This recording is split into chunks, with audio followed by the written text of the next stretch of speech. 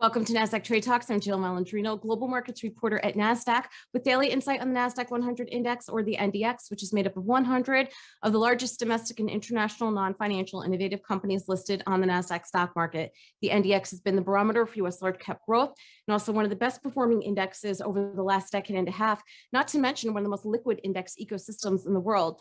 Joining me this Monday afternoon, we have Chris Dearborn, Managing Director on Nasdaq's Market Intelligence Desk, for an update on technical levels to watch in the Nasdaq-100. And Chris, despite yields being up higher again, market's kind of taking it in stride this afternoon.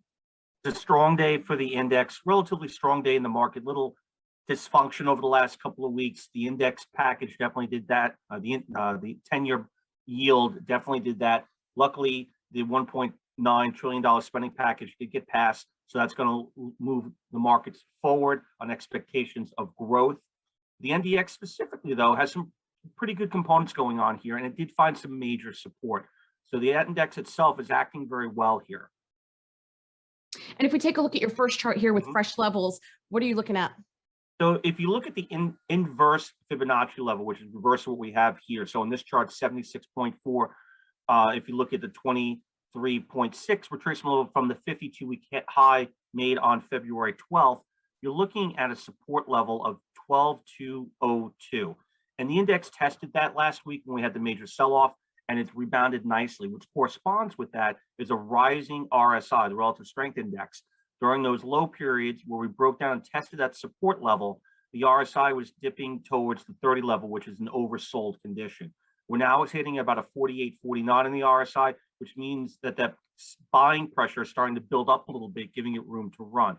It's coming into a very clear defined trading range with support at 12,260 and then below that 12,200, with resistance at the 50-day moving average, which is the purple line on the chart, at 13,156. We'll call it 1,350 to give it, make it an even number.